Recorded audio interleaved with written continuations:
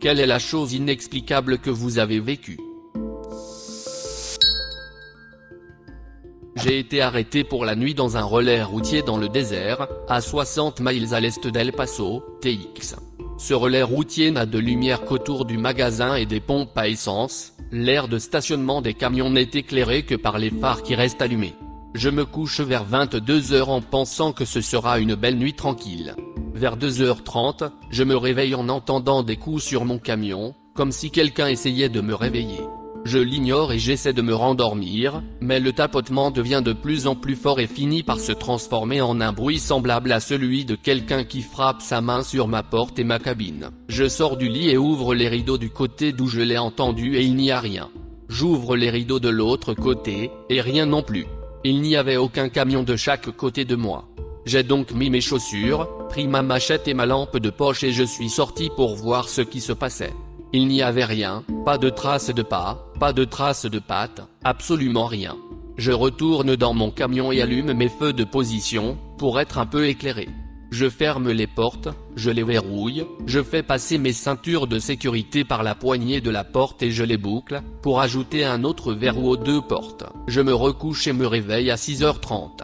Le soleil commence à se lever, alors je rentre à l'intérieur pour prendre un café et un petit déjeuner avant de sortir. D'autres camionneurs étaient là, et ont vécu la même chose que moi cette nuit-là. Sans réponse quant à ce que c'était. Je finis mon petit déjeuner et je me casse de là. Une fois, j'étais à la station-service en train de faire le plein de ma voiture, la nuit, et il y avait un hôpital de l'autre côté de la route. Un homme sans chemise, portant un pantalon de costume et des chaussures en cuir, a couru de l'autre côté de la route, dans l'obscurité, jusqu'à la station-service. Il y est resté 5 minutes, puis a couru dans l'obscurité. J'ai acheté une paire d'oreillettes Bluetooth il y a environ 6 mois. J'ai reçu une paire. Il y a environ 4 mois, je suis allé les utiliser et ils ne voulaient pas se connecter automatiquement à mon téléphone. C'est bizarre. Je les ai appariés et il y avait maintenant 2 paires. Plus tard, j'ai trouvé mon autre paire sur mon bureau. Je les ai mis en quarantaine tout seul. Aucune idée de l'origine de l'autre paire. Quand j'avais environ 9 ans, j'ai trouvé 2 peluches qui ressemblaient à des chats noirs. Ils étaient d'occasion et étaient les 2 seuls dans le magasin. Je suis une folle des chats et je les adorais. Mais mes jeunes frères et sœurs, des jumeaux, aussi. Ma mère les a simplement donnés à mes frères et sœurs, et m'a dit d'arrêter de pleurnicher. J'étais furieuse. Je les avais achetés pour moi avec la monnaie que j'avais gagnée en faisant la manche. C'était vraiment injuste. Puis, sorti de nulle part, un 3e chat est apparu. Exactement pareil. Ma grande sœur et moi sommes même retournés au magasin et le propriétaire nous a prises pour des folles. Il n'y a définitivement jamais eu de 3e chat. À ce jour, je n'ai aucune idée de comment cela a pu arriver. Ma mère n'est pas du genre prévenant et elle a toujours agi comme un con quand j'étais contrarié, donc je suis sûr à 100% qu'elle n'a pas essayé d'en acheter un pour me remonter le moral ou autre. Récemment, j'étais sur le canapé en train de regarder quelque chose et j'ai entendu un bruit provenant de ma salle de lavage et de séchage. Mon chat s'est également levé et a regardé dans la direction de la porte. On aurait dit qu'un balai était tombé, ou peut-être un des bacs en plastique. J'ai eu peur car je n'aime déjà pas vraiment cette pièce, de plus il était très tard dans la nuit et je vis seul. Et aussi à cause de la porte à cordon qui mène au grenier qui donne la chair de poule. J'ai décidé de ne pas faire comme tous les idiots dans les films d'horreur et d'enquêter sur le bruit. Je me suis littéralement assis sur mon canapé pendant des heures. Le lendemain, j'ai décidé que j'avais assez de courage pour jeter un coup d'œil et je n'ai littéralement rien vu de touché. Les 2 balais étaient toujours appuyés contre le mur. Tous les bacs en plastique étaient parfaitement en place. Je n'ai aucune idée de ce qu'était ce bruit et je n'ai pas vraiment envie de le découvrir. J'aime que tu n'aies pas vérifié. Je suis de la même façon. Les fantômes et les poltergeists seraient tellement déçus de moi parce que je ne jouerai jamais le jeu.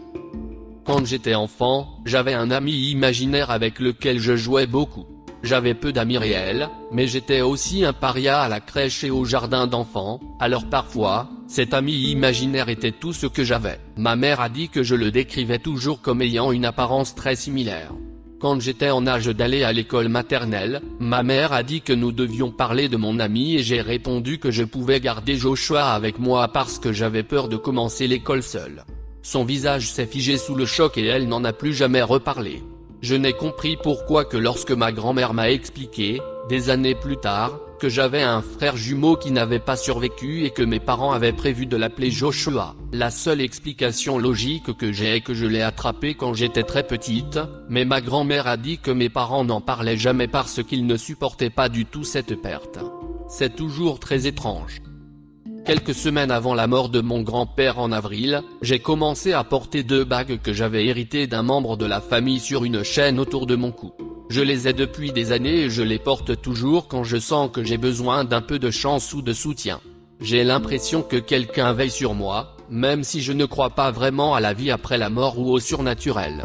Je savais qu'il était malade, alors je n'ai pas tardé à recommencer à les porter, mais j'ai dû les mettre sur une chaîne cette fois-ci, car la politique de l'uniforme au travail ne me permettait pas de les porter comme je le faisais habituellement à mon doigt. Le fermoir de la chaîne peut être assez dur à ouvrir, alors je la jetais sur ma tête avec les bagues attachées parce qu'elle est assez longue pour ne pas avoir à l'ouvrir, donc les bagues et la chaîne étaient ensemble depuis quelques semaines à ce moment-là sans que je n'ouvre jamais le fermoir, parce que ce n'était pas nécessaire. J'étais donc au travail avec un autre collègue à environ 1 mètre de moi. Les anneaux étaient bien enfoncés dans ma chemise, ils pendaient juste au niveau du cœur, mon uniforme était fermé par-dessus, je portais un tablier en plastique et mes gants, je suis infirmière. J'étais occupé à faire quelque chose, de sorte que mes mains n'étaient pas à proximité des bagues, et je n'y pensais même pas.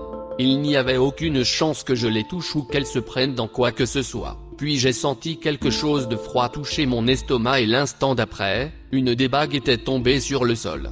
Je ne savais pas comment cela s'était produit et j'ai pensé que la chaîne s'était peut-être cassée, bien qu'elle soit assez solide, et je ne voulais pas la perdre. Alors j'ai enlevé mon tablier et mes gants et j'ai sorti la chaîne de ma chemise. La chaîne était intacte et toujours bien attachée. Et l'autre anneau était toujours là. D'une manière ou d'une autre, un anneau s'était détaché de la chaîne sans que l'autre ne tombe, et la chaîne était toujours attachée. Mon collègue me regardait comme si j'étais folle, et je ne suis pas vraiment une personne qui croit au surnaturel, comme je l'ai dit, alors j'ai juste fait une blague en disant j'espère que ce n'était pas un signe ou quelqu'un qui essayait de me dire quelque chose et j'ai ri. Moins de 5 minutes plus tard, on m'a appelé pour me dire que l'état de mon grand-père s'était détérioré et que je devais rentrer à la maison. J'ai quitté le travail ce jour-là pour m'occuper de lui et 2 semaines plus tard, il est mort. Je sais qu'il doit y avoir une explication, mais une partie de moi ne veut pas la connaître parce que le mystère me donne l'impression que l'on s'occupait de moi. Je porte les bagues à mon doigt maintenant parce que je ne peux pas me débarrasser du sentiment qu'il y avait quelque chose de plus dans ce petit mystère que le côté logique de mon cerveau veut croire. Et j'emmerde la politique de l'uniforme. Si quelqu'un m'interpelle à ce sujet, je dirais qu'un fantôme m'a dit de les porter. Quand j'étais enceinte de 5 mois de mon fils, j'avais reçu un chèque et j'essayais de l'utiliser pour ouvrir un compte en banque. Après l'avoir encaissé, nous avions prévu de manger au Denny's d'à côté. Pour une raison quelconque, le chèque n'a pas pu être vérifié, alors nous sommes allés dans une autre banque et nous n'avons eu aucun problème. Nous avons mangé dans un autre restaurant car nous n'avions pas beaucoup de temps. À notre insu, le Denny's où nous allions manger avait un tireur qui a tué plusieurs personnes, dont une femme enceinte de 5 mois, au moment même où nous allions manger. Nous l'avons appris un jour plus tard, et je suis toujours reconnaissant que quelque chose nous ait empêchés d'y aller. Je me sens mal pour les gens là-bas. C'était il y a environ 18 ans. Il y a environ 9 ans, je cherchais dans notre armoire à dossier un document dont j'avais besoin. J'avais des piles de papier partout sur le lit, j'ai cherché pendant 1 heure, méticuleusement. Je n'arrivais pas à le trouver. Soudain, la télévision de l'autre côté de la pièce, qui n'est pas allumée, fait un bruit de cliquetis. J'arrête ce que je suis en train de faire, je lève les yeux et regarde la télé. Je ne vois rien d'anormal, alors je me retourne vers la pile de papier. Et le document que je cherchais est juste au-dessus, comme s'il avait été placé là. J'ai levé les yeux, j'ai dit merci et j'ai rangé les papiers dont je n'avais pas besoin. J'avais 9 ans et j'ai fait un rêve où je rentrais de chez des amis, et en ouvrant la porte, du coin de l'œil, j'ai vu un rat gris courir le long de ma maison, alors je suis resté là 1 seconde à le regarder. Puis je regarde en bas et un serpent à sonnette était juste à côté de ma jambe. Bien sûr, je panique et je recule, mais le serpent frappe et mord ma jambe. Je crie et je me retourne et ma jambe se met à brûler, même dans le rêve elle brûlait. Mon père sort et me voit sur le sol. Je lui dis que j'ai été mordu par un serpent à sonnette. Il m'emmène d'urgence à l'hôpital. Le temps devient vraiment malléable, et je ne me souviens pas d'avoir voyagé jusqu'à l'hôpital ou d'y être entré, mais je me retrouve sur un lit et je reçois très distinctement quelques doses d'antivenin, mais il est trop tard, je meurs, et je vois ma mère pleurer en me tenant la main. Je regarde pendant quelques minutes, puis je me réveille. Un cauchemar bizarre, non? Mais pas de quoi s'affoler. Alors je continue ma journée, je joue avec mes amis, et tout le reste. En rentrant chez moi ce soir-là, j'ai pensé au hasard à mon rêve, alors je me suis arrêté un peu plus loin de la porte et j'ai regardé où se trouvait le serpent dans le rêve. Cet enfoiré était exactement là où j'avais rêvé qu'il était et me fixait, mais il ne faisait jamais de bruit. Puis un potin de rat se précipite sur le côté de ma maison.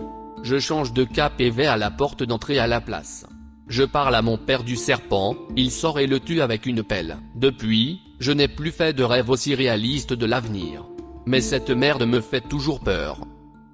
Quelle est la chose inexplicable que vous avez vécue? Laissez un commentaire, et abonnez-vous à la chaîne si vous voulez voir plus de vidéos comme celle-ci.